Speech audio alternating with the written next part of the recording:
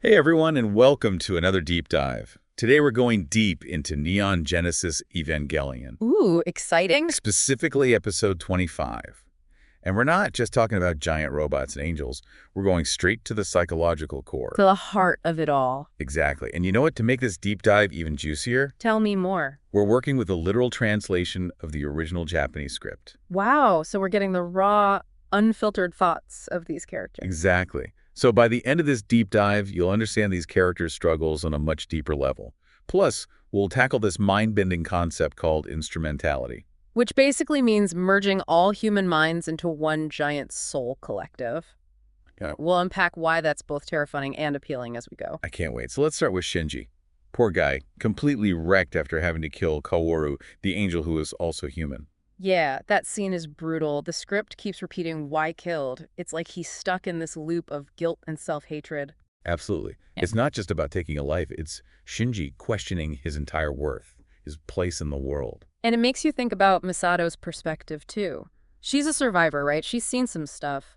To her, survival is a choice, and Kaworu chose death. He surrendered his will to live. That's such a raw perspective.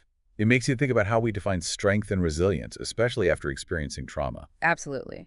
And this episode digs deep into Shinji's anxieties, his fear of rejection, especially from his father. Oh yeah, that distant father figure. You can totally see how that drives Shinji to pilot Eva, trying to seek validation and purpose, even if it's super dangerous. It's like he's trying to earn love through these heroic acts, which is something I think we can all relate to on some level. We've all tried to prove our worth at some point. Haven't we? But then Asuka throws in this brutally honest observation. Shinji is ultimately piloting Eva for himself, not for anyone else. Yeah, she shatters that whole altruism thing and exposes the loneliness that drives him. Oof, right through his defenses. And speaking of Asuka, she's got her own baggage. Oh yeah, she's a whole other story. Forced into this child soldier role, expected to perform under insane pressure. And when she feels useless, forget about it. It all goes back to her childhood trauma. The rejection from her stepmother, her mother's suicide.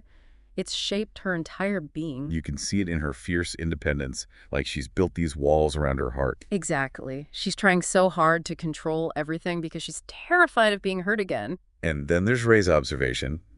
She tries to find herself through others, fearing that she'll cease to exist if she's alone.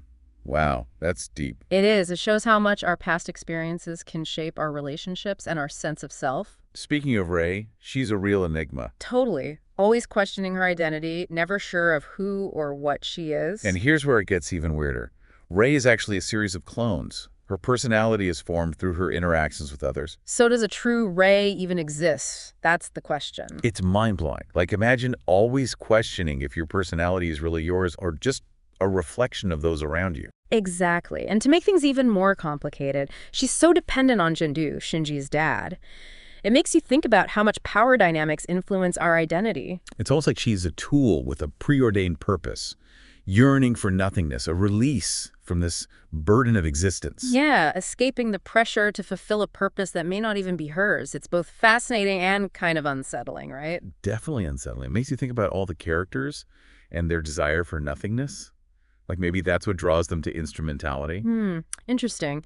You mean like merging into one collective mind as a way to escape individual existence? We should explore that. But Jindu has his own reasons for pushing instrumentality. He sees it as this return to a lost mother, a way to achieve peace by, well, eliminating individual anxieties and pain. I can see how that would be tempting, especially when you're hurting.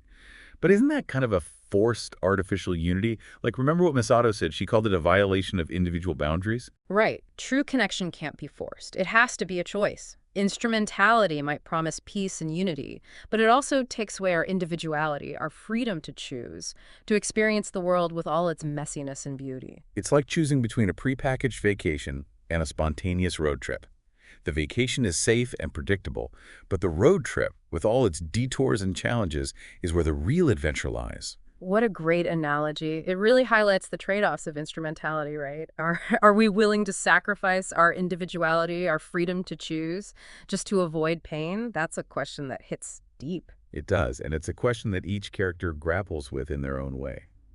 Shinji's fear of rejection, Asuka's longing for connection, Rei's search for identity, they all feed into this larger narrative of instrumentality. And those mind dive sequences with Misato and Asuka, whoa, they were intense. It's like we were thrown into the deepest, darkest corners of their minds. Yeah, those scenes were something else. We're basically seeing the events that shaped them into who they are, all their hidden desires and traumas. Like with Misato, we see her longing to be a good child, her complicated feelings about her father, and how she seeks validation through relationships with men. It's like she's repeating patterns from her past, even when they're not healthy. Oh, I think we've all been there. It's so easy to get caught in those familiar patterns, even when they're not good for us. And then there's Asuka, hiding behind this facade of strength, but underneath, she's haunted by her mother's suicide, desperately craving connection. It's so sad to see her pushing people away out of fear, even though she longs for love and acceptance. Remember that scene with the doll? Such a powerful symbol of her yearning for safe, unconditional love, the kind of love she never got from her mother. It really shows that even the strongest people have vulnerabilities, fears, and longings that shape their choices and relationships. So does instrumentality, this merging of minds, actually solve the human condition? Or is it just another way to escape, to avoid facing the truth about ourselves? That is the question, isn't it? Are we willing to sacrifice our individuality for a pain-free existence? Or is there more to life than just avoiding suffering? That's a tough one. No easy answers there. Definitely not. But exploring these character struggles, their desires and choices, forces us to confront those questions head-on. It's like Evangelion is holding up a mirror to humanity and asking, what are you going to do about it? Exactly. And let's not forget about Shinji. He's the one who ultimately has to choose between instrumentality and individual existence. It's like this ultimate existential dilemma. And his decision isn't simple. It's tied to all his personal baggage. Fear of rejection, longing for connection, his own sense of worth.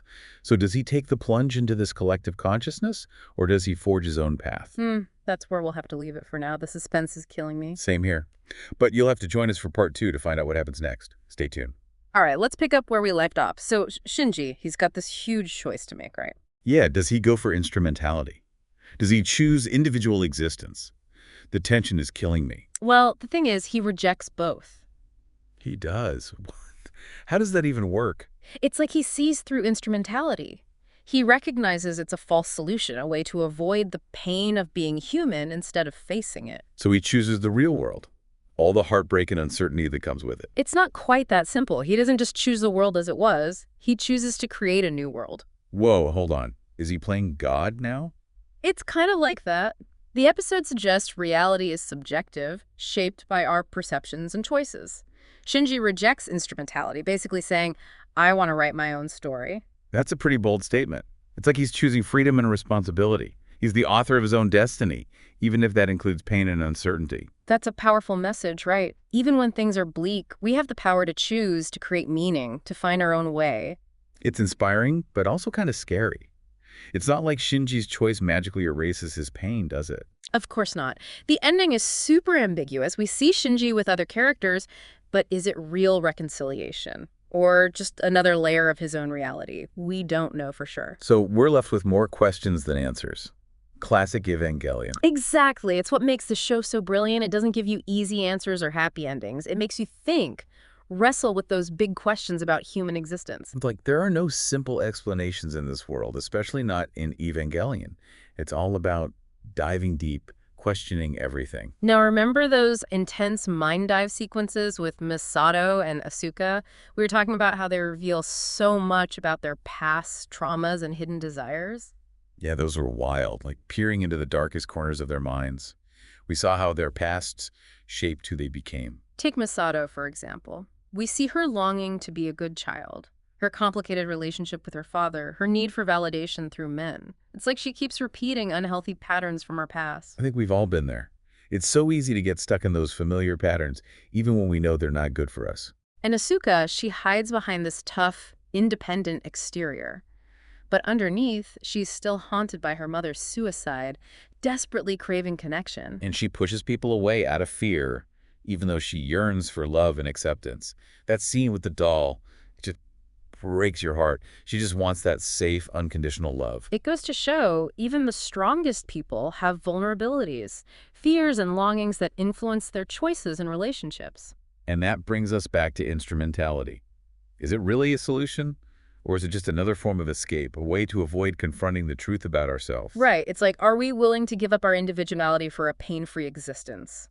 Or is there more to life than just avoiding suffering? Such a tough question. Right. And honestly, I don't know if there is a right answer. Yeah, there probably isn't. But what's important is that we keep asking those questions, keep exploring those deeper levels of ourselves and the world around us. Like we're doing right now with Evangelion. And that's exactly what we'll continue to do in Part 3. We'll dig deeper into Shinji's decision, what it means for him, for humanity, and we'll explore those bigger ideas about choice, reality, and what it means to exist in such a complex world. All right, we're back for the final part of our Evangelion deep dive. So much to unpack still. It was a lot. I'm still trying to process everything from those mind dives. Yeah. Heavy stuff. So, Shinji, where did we leave off? Right, he had to choose between instrumentality and individual existence. And remember, this isn't just some abstract choice. It's tied to all his personal struggles, his fears, his desires. It's like the weight of the world, A&D, all his own baggage, all rolled into one. Exactly. So what does he do? He chooses to reject both options. Wait, he does? How's that even possible? It basically sees through instrumentality. It's like he realizes it's not a real solution. It's just avoiding the pain of being human, not actually dealing with it. So he chooses reality, with all its messiness and heartbreak. That's got to be tough. It's more than that. He doesn't choose the world as it was. He decides to create a new one. Whoa, hold on. Is he, like, playing God now?